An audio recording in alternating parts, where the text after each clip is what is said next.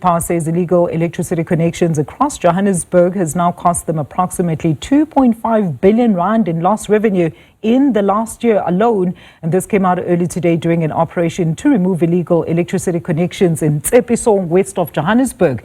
And this week, the community then had embarked on a protest following a 7-day-long power outage in the area. And for more on this, let's now extend a very warm welcome to Dr. Trevor Ngwane, who's the director at the Center for Sociological Research and Practice at the University of Johannesburg. Dr. Ngwane, what a pleasure. Welcome to SA Today, sir. So this action has laid quite bare the extent to which, of course, the recent drive to root out illegally connected households via that famous recoding process. But alas, we are back here now. Why do you think this is, Doctor? Thank you. Thank you for having me. Yes, this is a structural problem. So it's a question of, firstly, energy, electricity is a basic necessity. So it's not a question of choice. People just need to have energy. Now, it's a question of how do we provide energy to meet people's needs. At the moment, the approach by the government, Eskom, city parks, all the authorities, it's a wrong approach. It's a business model founded on profits, what I can call in general capitalist neoliberalism. So this is not working. So all the protesting, the problems with payment are symptoms of a model which is not applicable to our country. Absolutely, Doctor. I mean, the violence against technicians that actually come to these areas is also criminality and should be called out. But now this impasse led to the entire community also being switched off at some point. And that means even the good paying customers are now impacted. As we understand, Doctor, about 3% of the Tshepisong residents actually do pay for electricity. So surely there needs to be a way to track these illegal connections by the power suppliers, as well as regular checks on the areas that are synonymous with non-payment of rates that need to be reprioritized. Where does government actually start? Because you have fledgling informal settlements and the ever-increasing numbers of undocumented aliens in that midst who also overburden the current resources.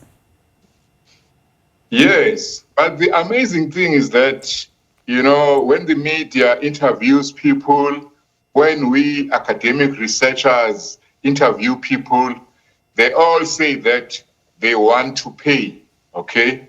So there are those maybe who simply cannot afford it. A plan must be made for them. But others, they don't know what they are paying for. Remember that South Africa has gone through load shedding, and there's also a new program, load reduction, which targets poor Black working class areas. So people are under economic pressure. And when, you know, you pay for something of good quality, but if you live in an RDP or a shack settlement, half the time there's no electricity. So I think the government and the authorities have to, you know, swallow their pride, recognize that the electricity, the energy belongs to the people. It does not belong to the government or to City Power or Eskom. So there should be a discussion as to how electricity should be provided, how it should be maintained, and how it can be made affordable and accessible to all.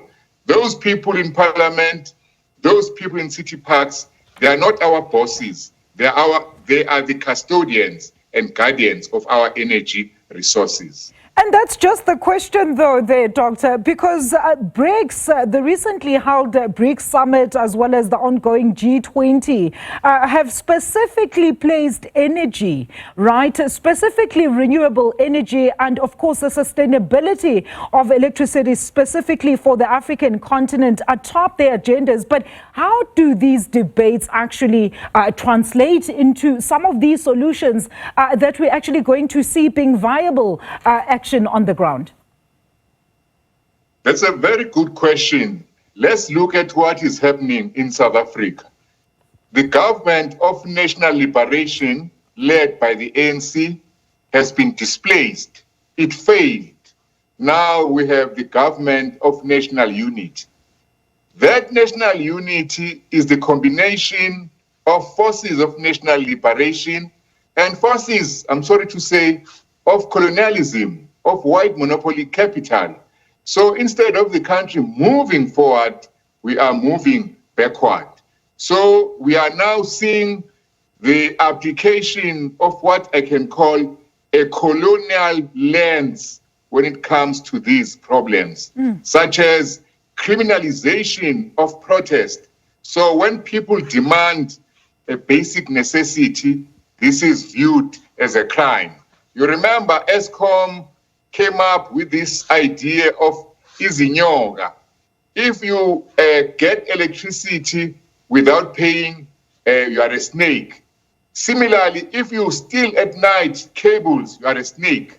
So they conflated poverty with, say, the syndicates who, thrive from stealing energy and other resources. That is not the way forward. We should respect our people and remember that our struggle was exactly so that everyone would have access to energy. Absolutely, and I suppose this needs to be atop the agenda of the upcoming national dialogue as well, Doctor. But just back to the issue of residents. We understand that the residents of Tshepisong have since vowed to continue with their protest action that you have called, something that is now being criminalized against should those people not be happy with the current services they're receiving from government until City Power addresses, of course, their grievances. But Doctor, in this situation, what really needs to happen? Because as I stated previously, the lawlessness is left unabated by the relevant authorities. And when tensions arise, it pits the governing bodies versus the citizens. We are now getting allegations from these protests that residents have also fingered some technicians as being guilty in assisting with bypassing some of these meters. And I did mention to you that apparently only 3% of Tshepisong residents do actually pay for electricity. And that's not fair on all of us. According to City Power here, it says when officials actually arrived in Tshepisong, some of the illegal electricity cables had already been removed, allegedly by residents also attempting to evade disconnection.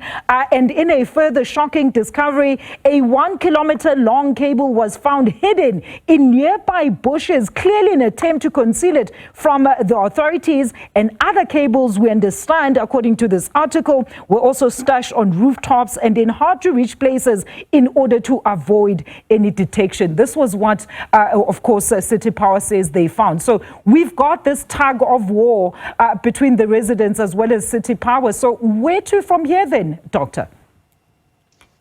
Yeah, so, it's a question of the kettle calling the pot black, because remember that the corruption, recently it was found that some City Power officials, including management, are involved in cable theft. Some of them make it easy for the syndicates who steal cables to steal.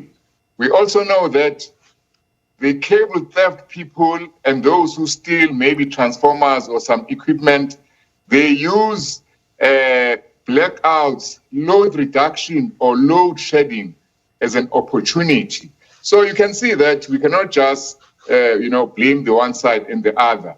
We need to find solutions, but solutions cannot come from the top. We don't want a revolution or socialism from the top. We want grassroots democracy. We want people-centered, people-driven, working-class-driven development.